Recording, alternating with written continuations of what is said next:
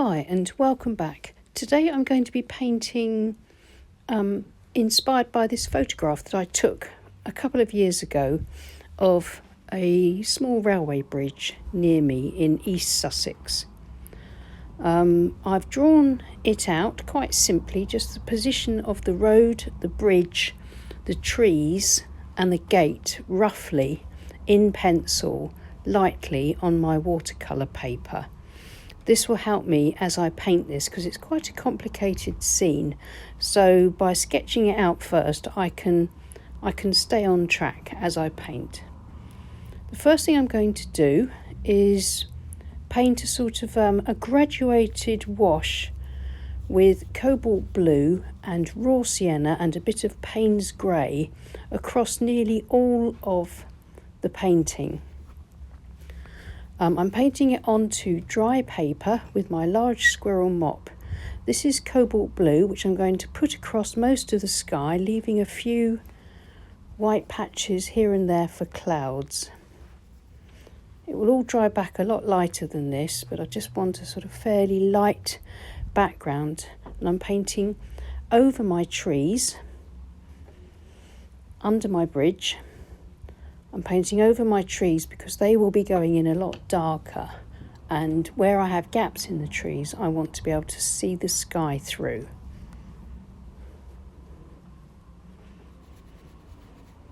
I've changed to my smaller squirrel mop and I'm using my raw sienna. I'm just painting in some cloud shadows to give a bit of character to the sky. Where it mixes with the cobalt blue, we get some nice grey shades, as well as this sort of golden glow. Gives us a nice sunny look to the sky.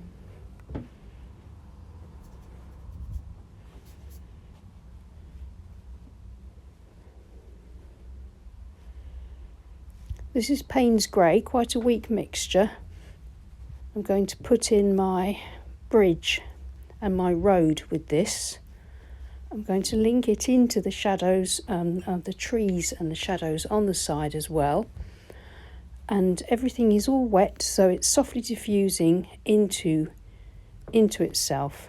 In other words, the grey, the blue and the raw sienna is all softening and forming a sort of multicoloured, pale, graduated wash across the whole page, apart from areas that I decide to leave unpainted.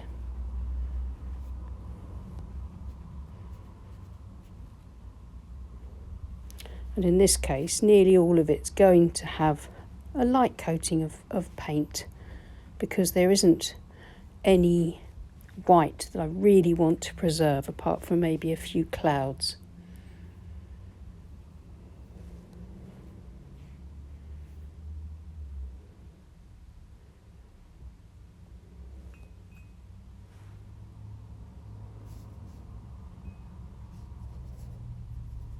I'm trying to keep in mind the perspective of the road and trying to indicate that with the direction of my brush strokes.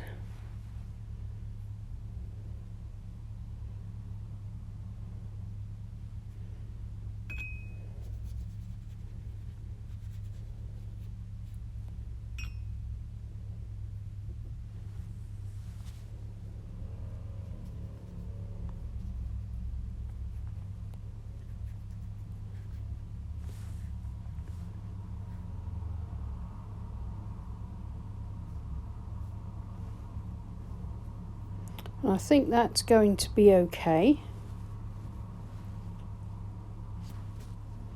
Just to indicate the perspective again and the bridge.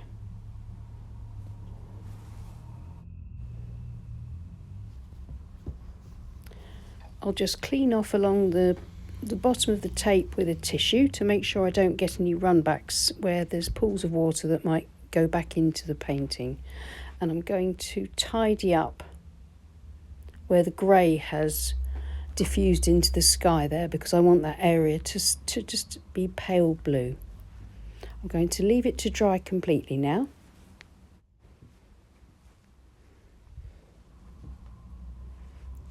painting is completely dry and it's dried back nice and softly diffused, and I think that will make a nice underpainting for the whole of the scene. The first thing I'm going to do is start work on the trees. These trees will take quite a long time, so I'm not going to be filming and showing all of this, because most of the trees will be done to a certain extent using the same technique. That technique is using my small calligraphy brush, and I've mixed up a puddle of green in various shades, but using the same sort of colours: cobalt blue, raw sienna, a bit of burnt sienna, possibly some ivory black or paynes grey, and probably some burnt umber, and various different amounts of that I'll use and mix up these really nice greens. And then I'm scribbling the green into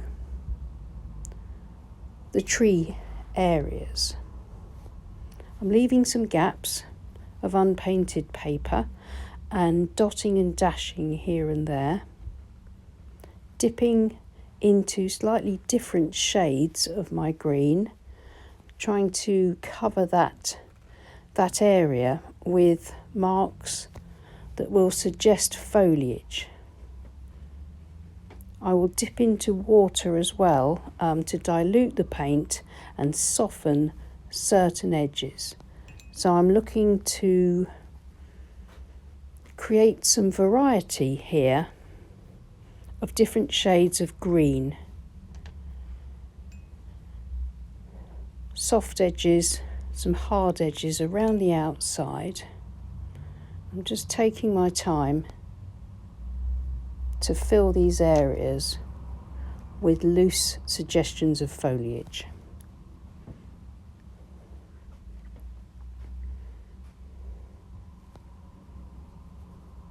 I'm using reasonably rich paint here and quite wet, and on my 100% cotton paper the paint will stay wet for quite a long time, so that I can then go back and mix up more cobalt blue into the mixture, maybe more brown, and start to add some shadow colours into the foliage, and these will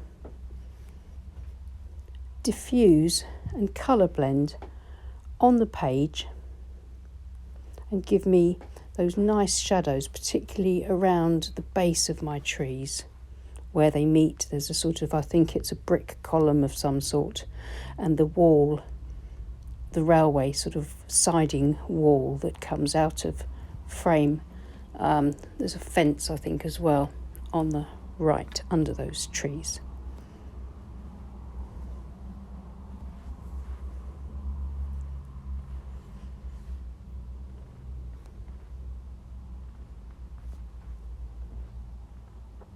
I always make sure as well that I paint over my tape. I don't just stop at the tape, I'll paint over it. So then I'll get a nice look when the tape's removed of the paint and the brush strokes that go out of frame, so to speak. And it will look really much nicer than if I was to sort of just stop painting there on that edge.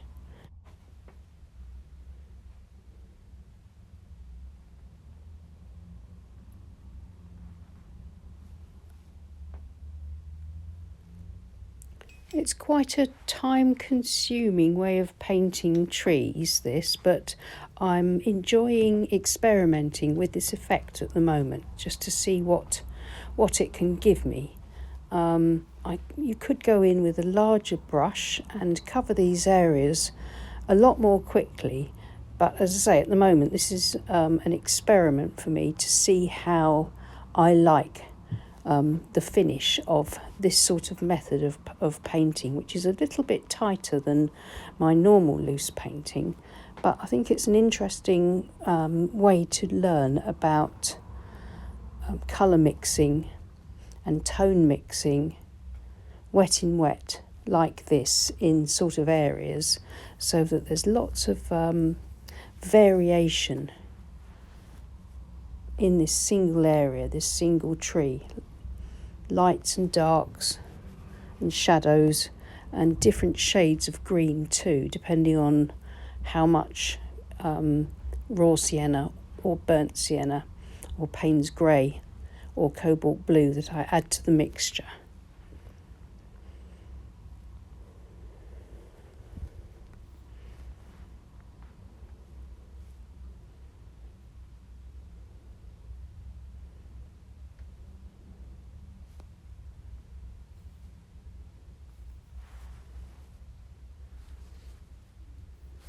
I'm trying to keep it nice and dark at the base on the ground.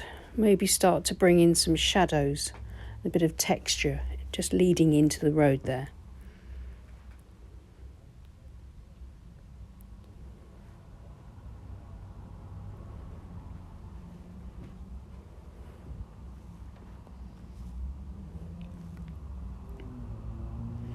I'm now going to work in the same way across this other side of the bridge now with my calligraphy brush, just using this pool of different shades of green to cover this area that I've penciled in earlier that I can just see through my graduated wash.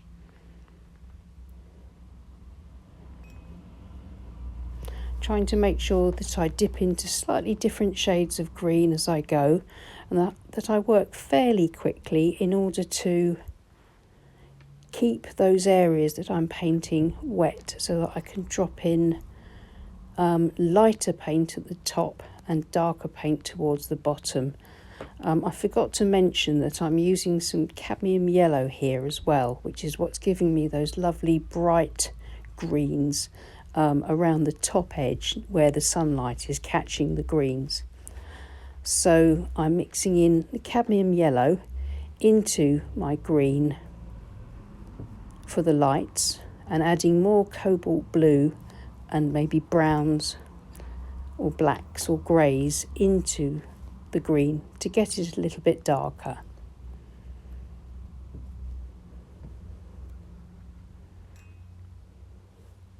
I want to leave more light, more unpainted paper on this side.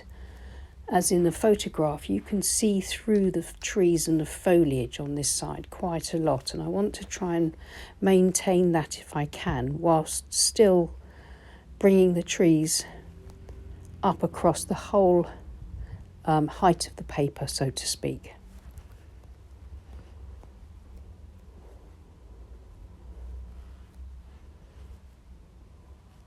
I'm using my Milford paper for this. It's one of my favourite 100% cotton papers. It's made by St Cuthbert's Mill, and I believe that it was made to try and replicate, I think, Whatman paper, which was an incredibly wonderful quality cotton paper that had been made for many, many years, but then was discontinued, I think, in the mid-2000s. And so St Cuthbert's Mill decided to make Milford paper, which behaves in a very similar way. And I like it very much. It's one of my favourite papers. I think it's very versatile. It's a cold press paper, so it's got a nice amount of texture, and it's sized in a way so that it's quite resistant to the water soaking in. So you get all sorts of wonderful wet in wet effects, but you can also do quite a bit of lifting out of paint during the painting process and afterwards. As I say, it's very, very versatile.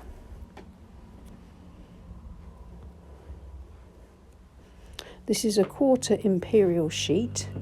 It's £140 weight, or I think 300 grams, and I've taped it to my board, and my board's at an angle of about 45 to 60 degrees, so that tilt will help with my wet in wet technique and help with the diffusion of the paint.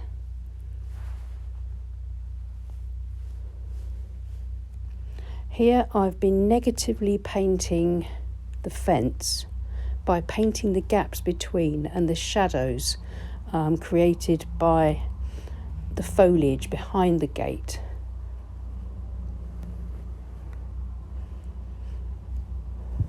I'll come back and paint the gate a bit later, but at the moment the important thing is to get those shadows in, and it's much easier to do it through negative painting than to try and paint the whole area and then try and put the gate in later.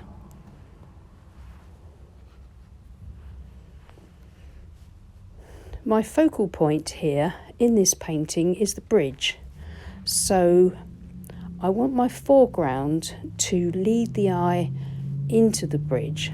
So I'm not going to put much detail in the foreground. And here on the left side, I'm using mostly cadmium yellow with a little bit of cobalt blue in it and a little bit of burnt sienna in it too, and to paint this foreground foliage. But I don't want much detail in it because, as I say, I want the eye to move past that down the lane towards the little tunnel.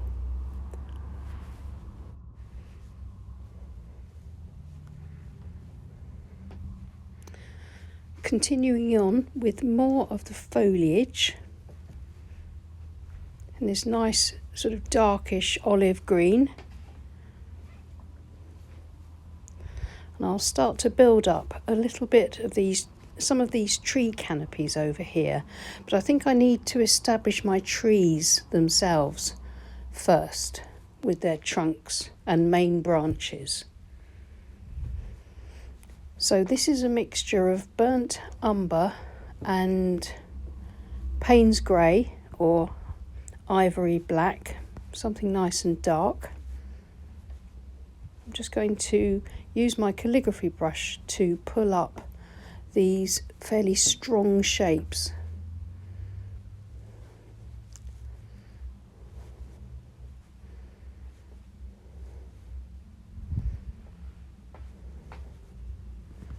I'm not going to put in that many branches, but I do want a few of the smaller branches.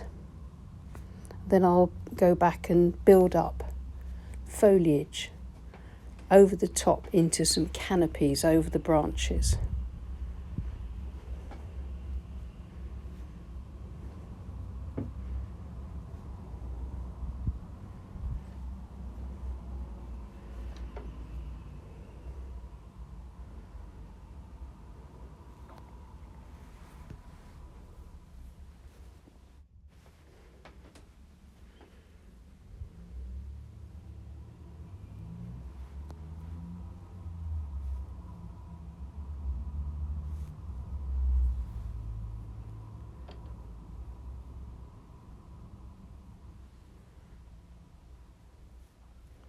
So now with a slightly darker green than the paler cadmium yellow based green canopy below it, I'm going to put in these groups of leaves leading up and off the top of the page. Again, it's my calligraphy brush, very versatile brush. If you prefer, you can always use a stippling brush for this. It would be a lot faster, a lot easier to produce the canopies on the trees. But you could also use a Harkey brush, a Ron Ranson Pro Art one. Maybe the small or the medium brush would be ideal. You can sort of scrunch up the ends a bit on a cloth and use them to put in some foliage quite quickly, and as long as you used a nice wet consistency of paint, you could dot in lights and darks and get the same sort of colour mixing on the page. It would be a slightly sort of looser look and sort of more like a Ron Ranson technique. Quite different to this, but still very, very effective and actually a much faster way of painting. I might try this scene again at some point, maybe later this year, try painting it in that way with the Haki brushes.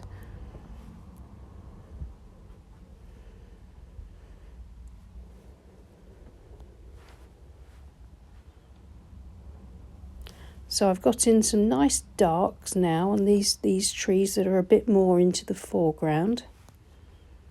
I'm hoping that it's beginning to give a little bit of shape and form and dimension to the painting.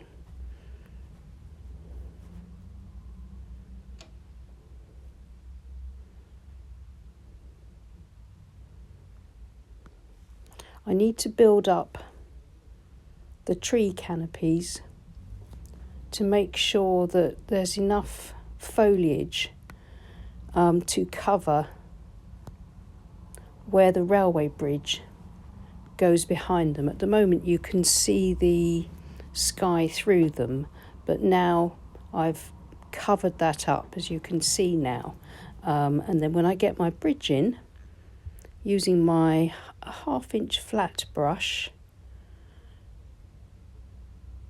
this is cobalt blue with a bit of light red in it, a little bit of raw sienna, and I'm going to try and make sure the bridge looks as if it disappears behind all that foliage.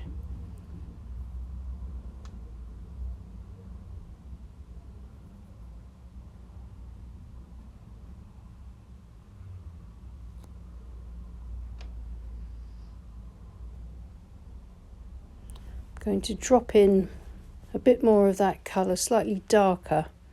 Just darken that up a bit because everything will dry back a lot lighter, and I want to make sure that that top row of bricks is nice and strong, nice and dark. This is now the focal point, so I'm going to try and get it looking right. Back to my calligraphy brush, and I'm following my pencil lines and painting around the arch because I want to get the arch shadow in. This is one of the reasons it was important to get a good pencil sketch first, so that the bridge proportions and the curve of the arch, I'd work them out correctly first before committing to those shapes with paint.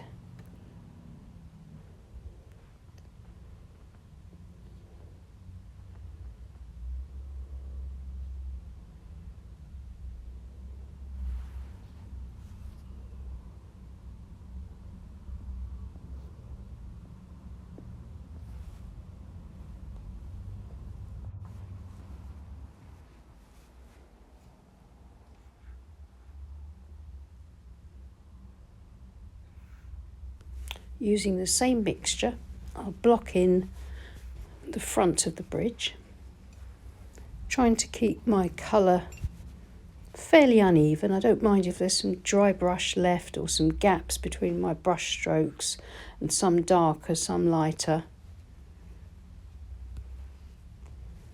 It all adds towards the sort of look of a weathered bridge, but without painting in too many details.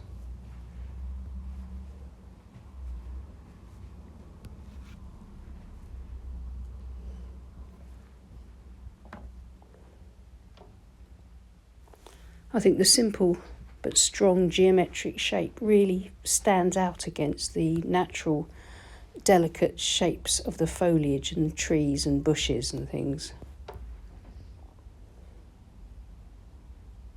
Just going to paint the shadow of the bridge across the ground and a little bit of something and nothing on each side, just to give a bit of interest, a bit of something going on, maybe foliage under the bridge or something like that.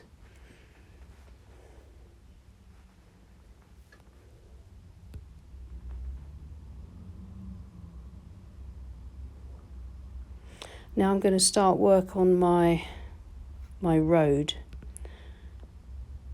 kind of working in the direction of the road, running along the perspective lines that I'd worked out in my drawing.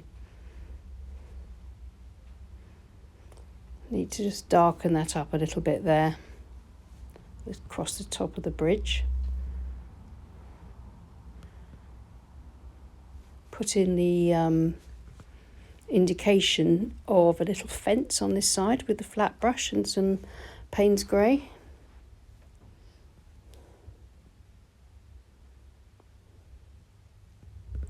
Then back to integrating this sort of grass verge with the road.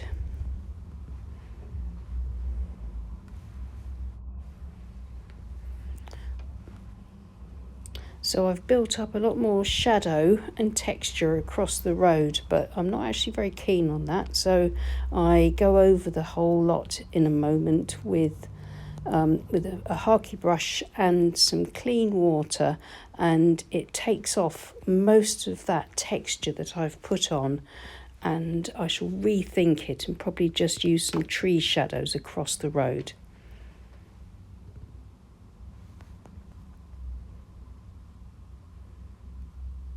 Just a bit of burnt sienna into that fence where I'd negatively painted it.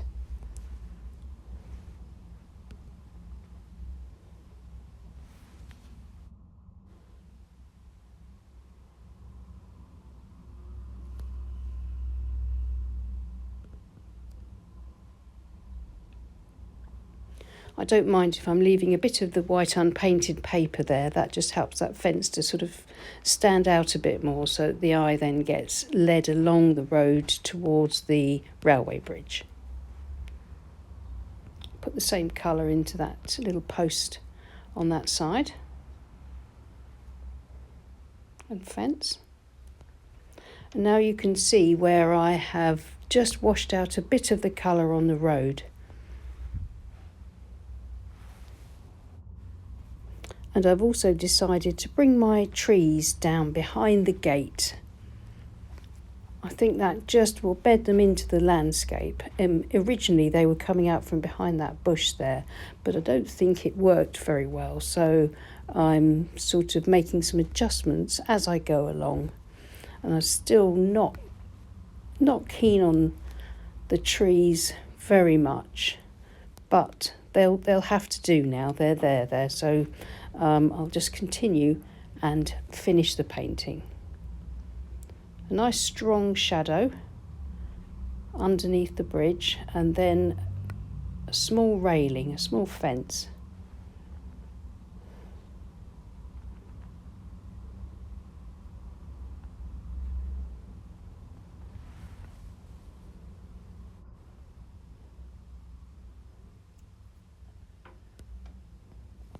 And using that nice rich mixture, mostly I think it's Paynes grey with some burnt umber in it, but mostly Paynes grey, really going to add that shadow underneath the arch, just to draw the eye there.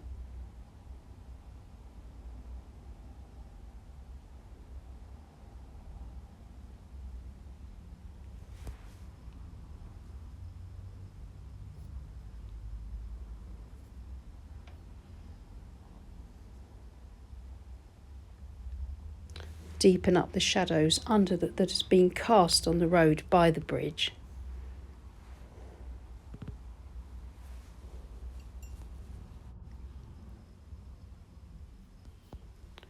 And then working along the edges of the road, adding some more darks to kind of link the shadows across both sides of the road.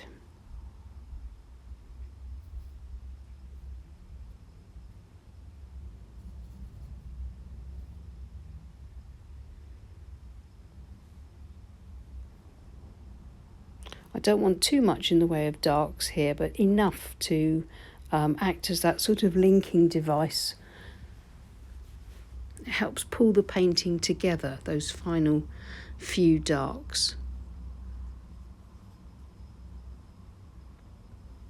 I want most of the darks to be underneath that tree, because I've decided that I'm going to now put shadows across the road from the tree, going from left to right.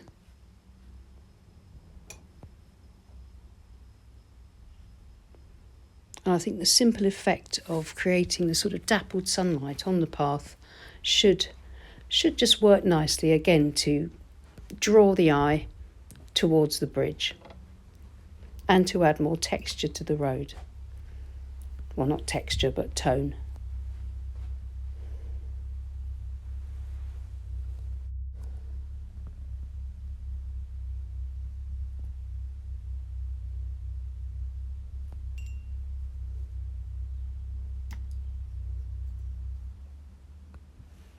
And now you see I've strengthened up the foreground with a nice dark shadow coming from a tree that's just out of frame.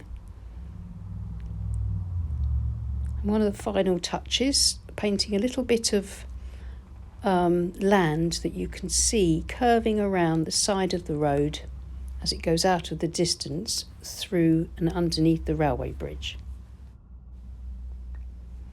Just a little bit of shadow underneath some of the brickwork near the top of that little post there, or column, or whatever it is.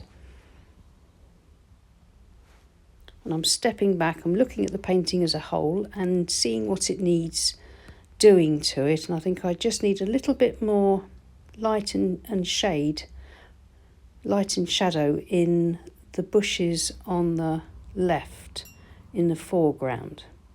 So I'm going to mix up a bit more cadmium yellow first and add some sunlit glow. Then once that glow is added to that area, then I'm going to add some sort of patchy shadows. Still keeping it fairly blurry and undetailed so the eye will pass over it, but it just needs to be a bit brighter. I've now taken off the tape because that gives me sort of a fresh perspective on the painting, and I'm very pleased with the way it's worked out, but I think it does need a little bit more dark just to damp down the foreground area on the left, that very bright area, just a bit more shadow, just so that that's not quite so eye-catching. I need it to look as if that area is in sunlight, but not to distract from leading the eye down the road towards the railway bridge. And here's the finished painting. Well, I think that was fairly successful. It was quite a long painting. It took almost an hour to do in total, but I learnt a lot from it, and I've also learnt that I probably want to go back to painting slightly looser in future, but this was a thoroughly enjoyable exercise. Well, I hope it was useful. Thanks so much for watching. Please like and subscribe if you haven't already. And thank you so much to my lovely Patreon group who support this channel. I'll see you again soon then. Bye.